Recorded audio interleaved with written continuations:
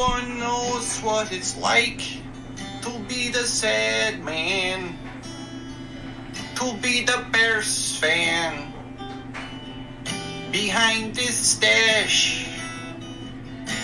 And no one knows what it's like to keep believing when our team's stinking and we're the butt of jokes. But my dreams, they aren't as empty as the scoreboard seems to be. I thought we finally had our QB, but we are heading to 0-3. DJ Podcast here. That was Dave Swerski on TikTok, one of my favorite TikTok creators. I wanted to put another one of his songs in my podcast. Dave, D-A-V-E, Swerski, S-W-E-R-S-K-I.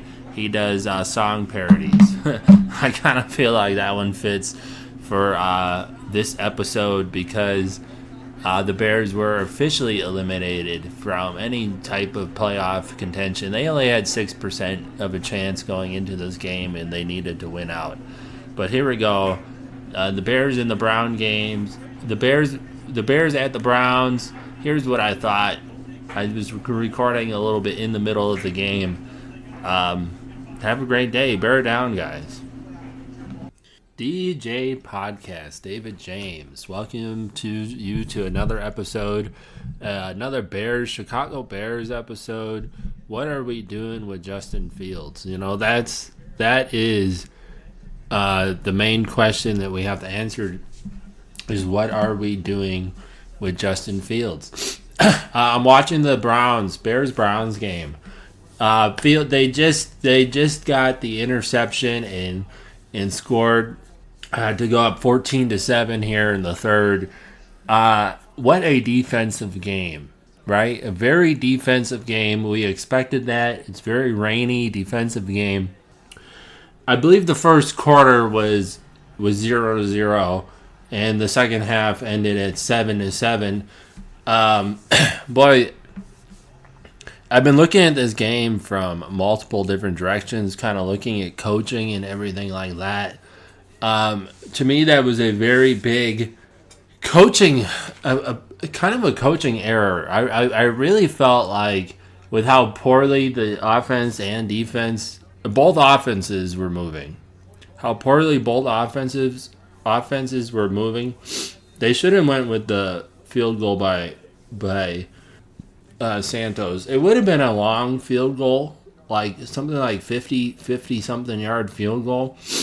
Instead, they went for the Hale Marry pass, which Fields is a good deep ball passer, but a Hale Marry pass, I couldn't you hit DJ Moore on a deep route? I mean, I've never been a fan of the Hale Marry toss it up in the end zone pass, especially, you know, that could be intercepted and ran back at the end of the second. I wouldn't have minded if it was at the end of the third or at the end of the game or something. You know, not the third, but at the end of the game. You know, because then it's a desperation pass, and showing desperation there, the smart move would have been just to go up by 3, especially since I don't think that entire time. I think both scores by both the Browns and the Bears this game started on within the 50 yards. Like, I don't think anyone has scored coming across the middle of the field this entire game.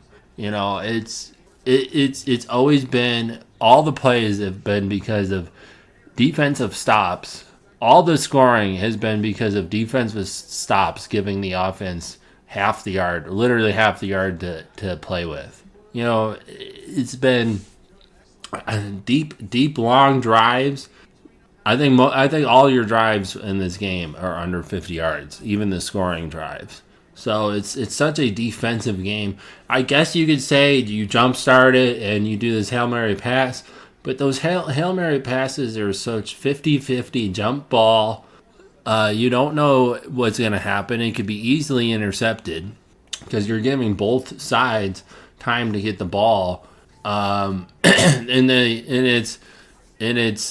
it's just usually you put five of your guys down there on defense just trying to intercept the ball. All the ball's in the air the whole time. It could easily be intercepted and ran back. I've never liked the Hale Marry pass. So at the end of the second there, I would have loved to seen just a field goal by Santos, who's a relatively like good field goal kicker. You know, someone that someone that you could count on. Another huge bad coaching play was with about two minutes and 15 seconds.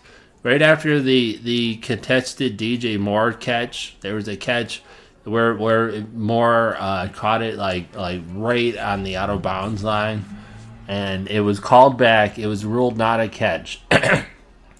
And there they go. Finally seeing some running in this game. I'm watching the end of it as I'm recording it, so I might react to a play on the TV. But anyway, so it was the DJ Moore catch that was ruled not a catch, and the Bears were trying to get off this play to number 13. I think it's Tunyon, number 13.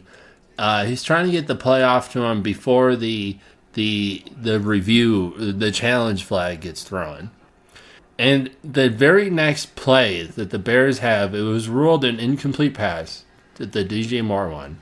And then the very next play that they played was the exact same play that they were trying to do in the hurry up offense. And then the timeout was called. So it went the play, then timeout, and then back to the exact same play.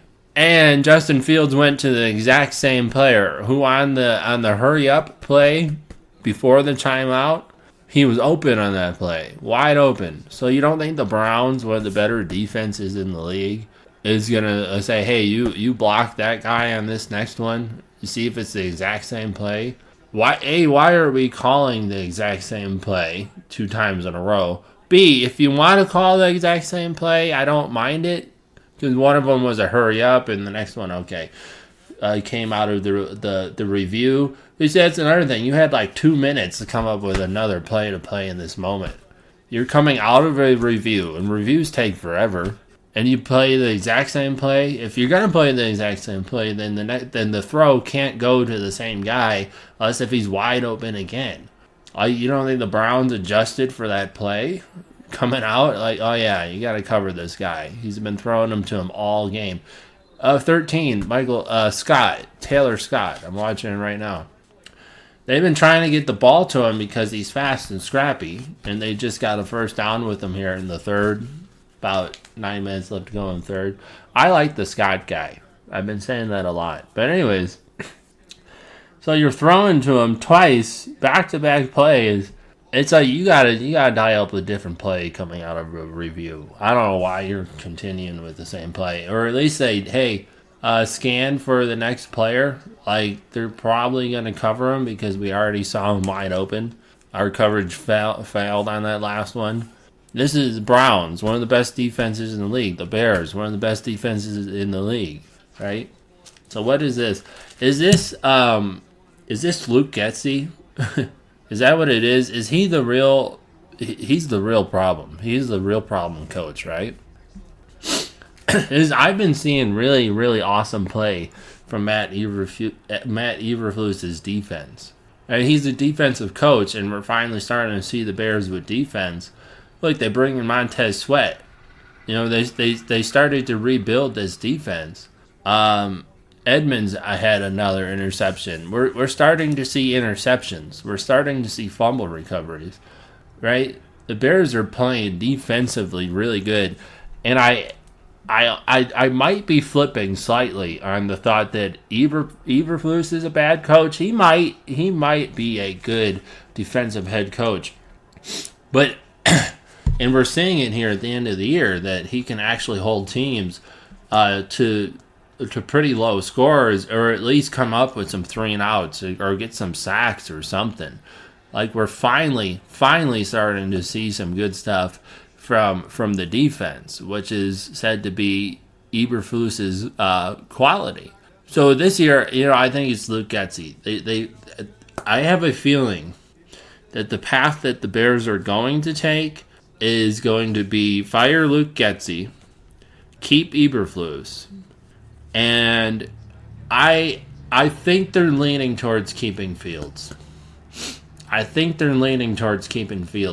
That is the question mark, though, isn't it? I think the Bears are leaning towards keeping Fields, though.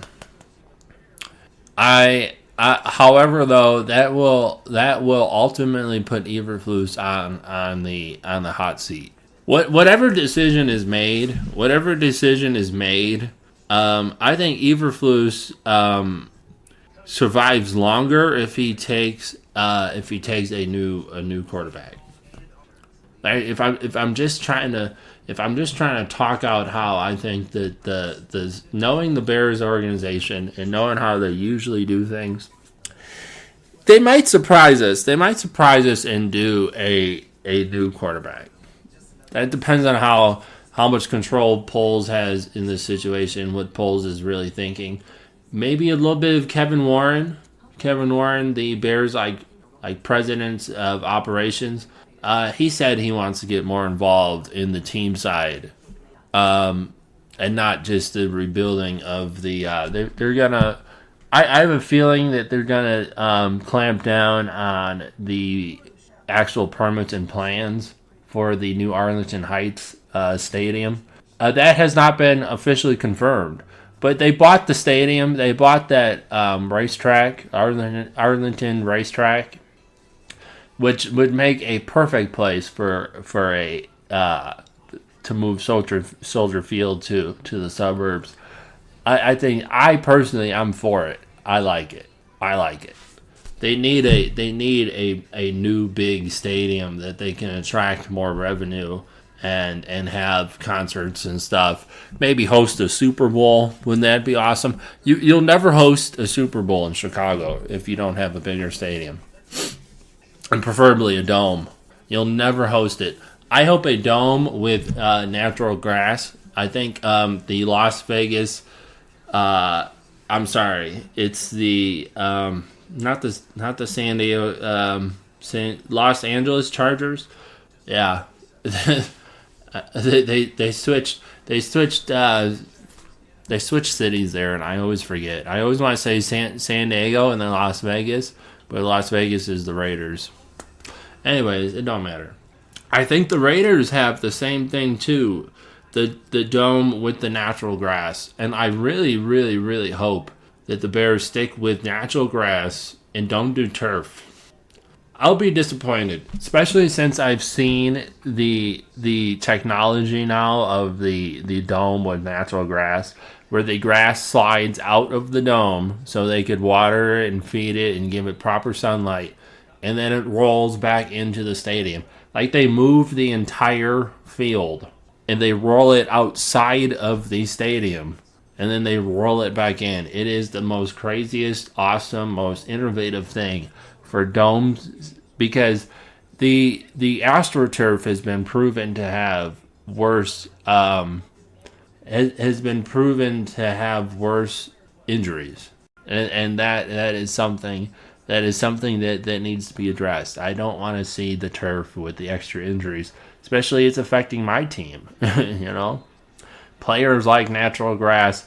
If they build a new stadium and it's not the natural grass rollout thing, I'll be really disappointed. I will be truly disappointed. Eberflus keeps his job, I think, this year. Going back to it, I think Eberflus keeps his job this year because his defense is coming alive. That's going to be what saves him. So to me, it's logical that they fire Luke Getsy, the offensive coordinator. I just don't think he was quite ready for the job, Luke Getsy. Will he have another chance at it at a different point of his career? Probably. Does he maybe get a head coaching job. Maybe, it depends on what happens to him after he comes out of this. Is it something that, some people make better head coaches than offensive coordinators? There's always those weird things like that. But he needs to hone in on his own coaching skills. He came from the Packers. He was their O-line coach.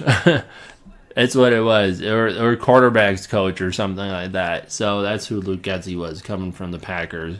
Bears gave him a shot, but I think he needs to be fired, and I think it's the way that it's gonna go. Will it be Justin Fields? That's the question. I don't want to see it, but do I think the Bears? It's ultimately what the Bears do. I do. I think they try him one more year with the new offensive coordinator. Like, they're playing good right now. That's the thing. They're playing good. If they were playing like this the entire year, they would be a contending team. They would have at least 3 more wins, and they would be solidly in the hunt. Looking at their playoff hopes on the screen, they have to win out, and that's the scary part. You can't win out. Plus, other teams have to lose, and this and that, and it's just kind of like, if they started out playing how they're playing, if you gave them 3 more wins, like if they were at 8 wins right now, or 9, whatever it would be, or would 10 wins be a thing?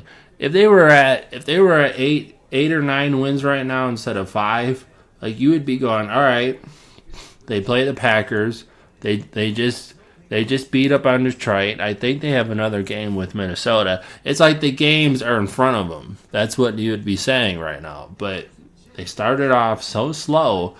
It really makes you question what they're going to do with Justin Fields.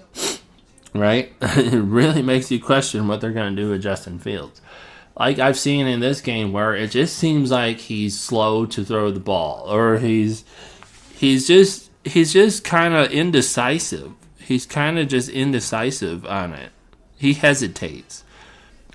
I think that's the right word. That's the word I'm searching for. Is hesitation. He has hesitation to just take the easy play instead of continuously looking for the all-star play. He has a really big ego. I think he is humble, though, but he's trying so hard to be the top 5 quarterback that first things first is to just kind of be the top 10 quarterback. You know what I mean? Just try and settle in at the beginning of the game and look for the open play. Look for the open player. I think the better quarterbacks probably scan front to back, and I wonder if he scans back to front. You gotta look for your check down, look for the deep route, and then go back to the check down. That's the way I think. And Fields, he's so talented, and I say it every week. He needs to control his fumbles. Knock on wood, like literally knock on wood, like he hasn't fumbled this game. I hope not. I hope I didn't just jinx him. He's got 1 interception, 124 yards, 15 for 27. All good numbers. 1 touchdown. Can he finish this game? That's all I think, is can Justin Fields finish this game? And, the interception was, I'm not even sure if it was an interception. The interception was the Hale Marry. So it wasn't even like a real interception. You know what I mean? I've seen improvement this year. I still think they should start over with a new quarterback. They're fixing a lot of the defense. All right, so the defense is coming together. They have a true number 1 wide receiver, DJ Moore. They can then draft 2 wide receivers. Draft a top wide receiver and a quarterback. A bunch of O-linemen. Like, come on, let's put together the team. You can seriously flip this team around if you just make the right moves. And if you don't make the right moves, I think that might be the end of your coaching career.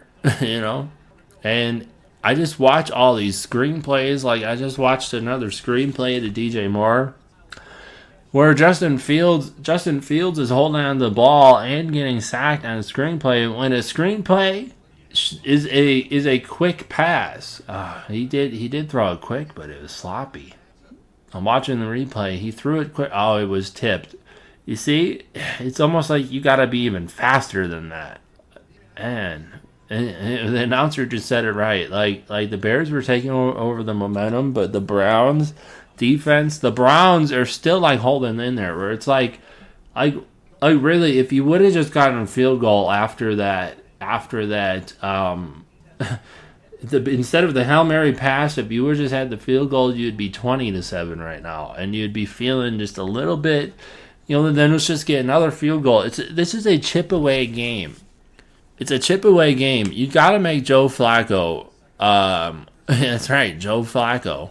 Like Baltimore Ravens, like Joe Flacco is the quarterback for the Browns. You just got to keep him. You got to really make them feel like they can't come back. Like you have to really make it feel like it's on Joe Flacco to win this game, and that's your game plan right now.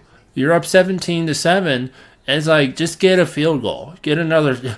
I don't want to see all field goals, but it's like, at least, how about this?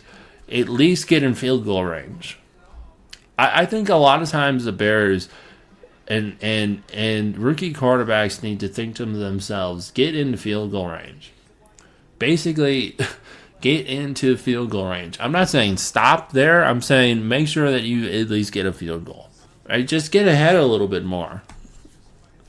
It's something that gets lost in some of this, especially new quarterbacks. I think sometimes it gets lost in these people, like Justin Fields, just trying to always make the all-star play, and it's like I've seen it a couple of times where it's just like this game, trying to throw it to Scott, so he's coming across on a sharp, deep route, on a deep, sharp cut. It's like if you would just wham, threw it off. I think Scott turns that ball into he could be like a DJ Moore, a skinny little DJ Moore, and just grab that ball and take off with it. I'm trying to think of his name. The guy who got injured years ago, like 2008, he got like snapped in half. Like that's what the play looked like. But it's just these, really quick guys. There's a guy like a couple of years ago, Tariq Cohen, like these little quick guys. The Bears never know how to utilize. That's what this Taylor Scott is. He's a little quick guy. Like people, the Bears never quite know what to do with the quick like wide receiver guy. What was that? Another fumble, man. This Bears defense is really starting to look strong, Anyways, I'm still not quite seeing what I want to see from Justin Fields. I am seeing like all the I am seeing like all the talent. Like I'm seeing all the talent of Justin Fields. I don't deny any of the talent of Justin Fields. I'm just seeing it where it's like he's just a half beat too slow on his decision making. That's what I'm seeing. Man, they just fumbled it. I'm watching it right now. They just fumbled it. And this is what I'm talking about. If you were up 20-7, you'd be feeling a little bit better about this fumble. But they could now bring this game. The Browns can now bring this game within 3, and it's like not taking that field goal might cost you the game. And that, he just intercepted it. Oh my gosh. Wow. And he's going too. Oh man. All right, there's Joe Flacco. That's what I'm saying. Let Joe Flacco hand this ball to you. like let's get the points. Any points you can get in this game. Let's not let Joe Flacco beat you. You know what I mean? And that's perfect. The defense showing up big. And Flacco is looking bad in this game. He's just looking so bad. Here it is, the interception. Yeah, Threw it right to him. Bears have a new quarterback, Joe Flacco. Second interception. A bad throw, too. Bad throw. Oh, so what are the Bears doing? I think they keep Fields. I want to see them get a new quarterback, though. You know, it's kind of like the Mitchell Trubisky year where they just drafted the wrong quarterback. They went out and got Khalil Mack. That defense was awesome. Was that the double doink year with Khalil Mack? I can't remember, but it's just like you got Trubisky and you built up your defense and you had some good wide receivers and there was a point where the Bears, even with Trubisky, had a top offense, and it's like Trubisky was just a little bit, once again, athletic, just kind of. It's like all the brain power is going to the feet, and it's like just sit back, relax, and look for the pass. They get so used to being able to save themselves with their feet, in college and stuff like that, and Fields got so good at the deep ball in college. He was always looking for the deep ball pass. That was kind of his thing. But in college, he had college open and NFL open are two different things. Oh, good run by him, though. See? Then he does those things where you're just like, wow, that is a good run. It's like, all right, I'll take the run. No, and you just think to themselves like yeah, they were good. They're athletic. Trubisky was always athletic. It's just I need you to sometimes hit the check down super fast. You need to sometimes hit the check down super fast, quick cross route, the tight end faster, and get it into the playmaker's hands faster. So they're not always making a tippy toe catch, securing the ball, and then coming down. Like get them in stride. Get them in stride. They secure the ball, they put it close to their body, and they're running. They're running the fastest they can run. Like I don't feel like I see very many passes where Fields is hitting someone in stride in the short routes. All of his short route passes are like tippy toe. Like if you would have just threw it a little bit sooner, it would be all right. I just saw another one where it's just like, all right, to DJ Moore, but he's highly contested because he should have thrown it. They're gonna watch the route. Yeah, he was well defended though. I have to admit, he was well defended, especially for DJ Moore. But you're gonna put your best guy. You're gonna put your best guy in DJ Moore. But anyways, he's looking deep route. He's looking for the run. It's like just get the easy play sometimes in the front. Oh, man, good run. Anyways, DJ Podcast, bear down. I hope they win this game 17-7. Let's see it. Go Bears. DJ Podcast, I want to bring you back to the game. The Browns tie it up. And, you would say, well, what are you talking about, Dave? The defense, it kind of fell apart in that play. Yeah, but holding an NFL team to 17 points is pretty good. This game's going to end. I almost guarantee you this game ends with a last-minute field goal. And is it good enough to say, well, this is the Browns, we should be able to win this game. See, this next drive will tell us everything I need to know about Justin Fields and his progression this year. So far, his ball security has been good this entire game. Can he finish the last 3 minutes and just keep the ball security going? He got hit 3 times on that last drive. One was because he was running around trying to be the savior. 3rd and 9. He did get the first down. It's exciting. Landed right on his elbows, though. I was happy he got it. And then he got sacked twice. And then got hit big while he was throwing the ball downfield. And didn't get the first down. So he got hit like 3 big times in a row, and one of them was due to him. He's been grabbing his arms and his elbows. He's been kind of showing that he has some sort of arm or shoulder pain this entire game. He was feeling that last week. All these big hits. But here we go. 3 minutes left in the fourth. Tied at 17. And it's a scrappy game where this is one of those games where the Bears just get a couple of first downs and gets a game-winning field goal. There's that field goal I was talking about at the end of the half. If you're up 20-17, you're not even talking about needing a field goal. You'd still want to get in field goal range, but it's like this is a game where the Bears need to somehow just get a field goal. There's a bad throw by Justin Fields to Darnell Mooney. He doesn't connect very well with Darnell Mooney. I think Darnell Mooney is a better receiver than he is. I would trade him because the connection with Fields isn't there with Mooney. Is that ever a reason to trade somebody? I don't know. I feel like it is. But the connection, he doesn't connect with him very well. You know? If you're continuing on with Fields, I almost think that you trade Mooney for a pick and you try and get an O-lineman or something for Mooney, you know? So here's the Browns. I'm assuming it's going to be a 3-and-out here. Another great defensive play by the Browns, and the Bears can't even get one first down like on this drive. You get a first down on this drive somehow, anyhow.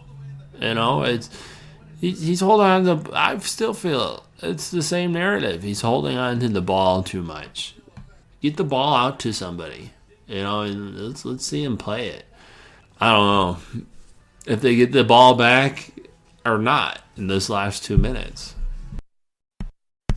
Here we go in this game. It's what do we got? We got now Browns hit the field goal. The Bears defense stopped them, but the Browns hit the field goal, 20-17. Cleveland at home winning, and it's now what is the Bears gonna do? It's gonna be a punt. They have no timeouts. 30 something seconds, and they're even talking about it on the broadcast. The Hale Marry pass that I was talking about earlier. See, if this was the Browns tying the game up at 2020, then you would be like, all right, maybe we're going for a Bears win. But now we're trying to tie it up.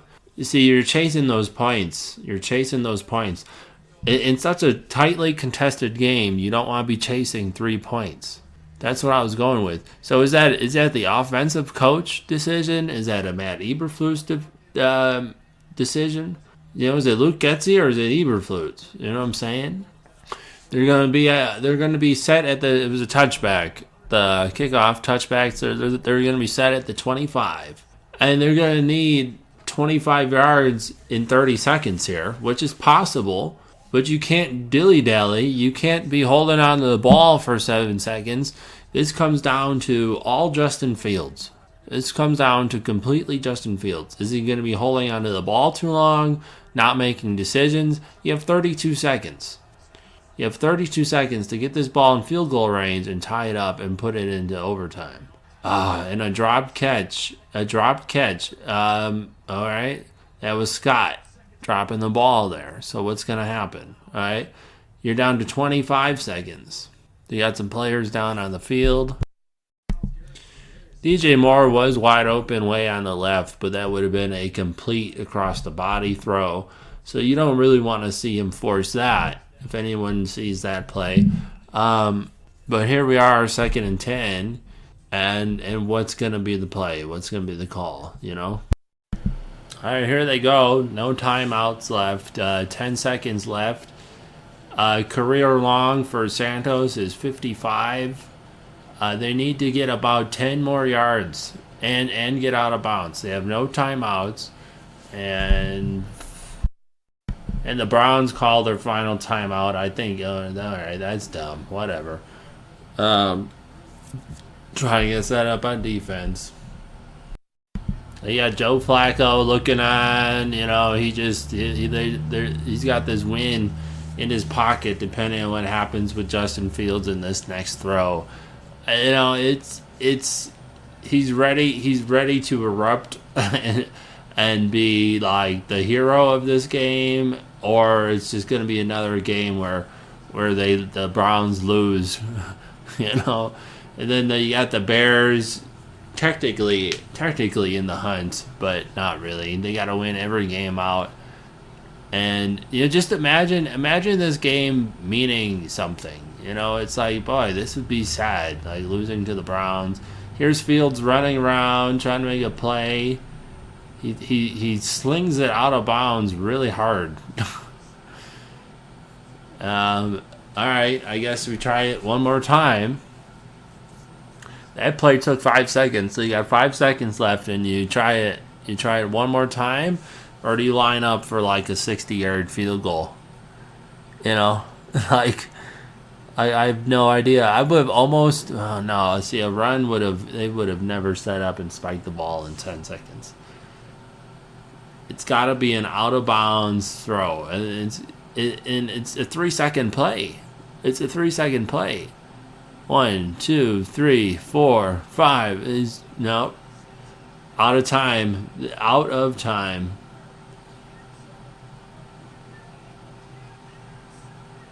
And it bounced around between like 3 different players. And the Browns come up with a technical interception. Another Hale Marry pass right at the end there. Intercepted twice with Hale Marys. And that's the game. I do feel like it comes down to the first Hale Marry throw. You see, at the end of the game, a Hale Marry, it was in Darnell Mooney's freaking hands too. I almost thought he caught it. I almost thought Darnell Mooney caught it, but he let it fling away from him. See, better coaching, better decision making, and I think the Bears would have won this game, or at least brought it into overtime. That would have been an overtime. That would have been a last-second throw to win it in regulation. If they would have just made a field goal at the end of the half there instead of a Hail Mary pass. Even if it was a 50-yard field goal attempt, I would have preferred to see it. Let's pretend Santos knocks it in. The Browns just tie it up at 20-20, and the Hail Mary pass was to win it instead of a tie goes into overtime. That was a loss. That was a loss right there. Once they had to get into field goal range, another 10 yards for field goal range. I was thinking a cop corner 3-second pass to Cole Kmet. I think you could have done that play in less than 5 seconds. You could have 1 second on the clock, no timeouts on either side, and the ball stopped due to Cole Kmet being out of bounds. That's the thing. Instead, you put it Justin Fields, Hail Mary pass. Turns out, bounces around between 3 or 4 different players, and it's technically an interception. So 2 interceptions by the Browns, both of them Hail Mary passes. 50-50 ball. That's what a Hail Mary pass is. It's a 50-50 shot. I would have liked to seen Santos kick one of those, even a 60-something yarder. I don't know. I would prefer that over Hail Mary. That's how I feel. Anyways, that will officially end the Bears' season as far as making it to the playoffs, even by a slim 6% margin they had has closed for the Bears. It's the rest of the season. It's on to next year. Who's going to be on this team next year, and who are they trading away? I'm very interested to see what Ryan Poles does with the Bears draft capital, and they have a really good. They have high cap salary, a first-round pick with the Panthers being so bad. I'm very curious to see what they do. I'm going to still do podcasts on some of the remaining playoffs and the championship game. I want to see it. We'll do those. A DJ podcast going out. One knows what it's like to be the sad man, to be the Bears fan behind this stash. And no one knows what it's like to keep believing when our team's stinking. and we're the butt of jokes. But my dreams, they aren't as empty as the scoreboard seems to be. I thought we finally had our QB, but we are heading to 0-3. DJ Podcast here. That was Dave Swerski on TikTok, one of my favorite TikTok creators. I wanted to put another one of his songs in my podcast. Dave, D-A-V-E, Swerski, S-W-E-R-S-K-I. He does song parodies. I kind of feel like that one fits for this episode because the Bears were officially eliminated from any type of playoff contention. They only had 6% of a chance going into this game, and they needed to win out. But here we go. The Bears in the Brown games. The Bears at the Browns. Here's what I thought. I was recording a little bit in the middle of the game. Have a great day. Bear down, guys.